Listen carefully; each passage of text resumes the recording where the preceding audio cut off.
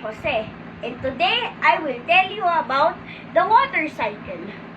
The first step in the water cycle is evaporation. Evaporation happens when water from oceans, rivers, and ponds evaporate by the heat of the sun and turns into water vapor.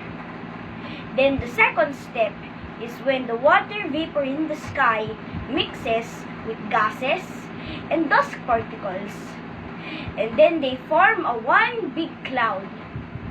And then the third step is precipitation. Precipitation is when the clouds get too full of dust particles or water vapor.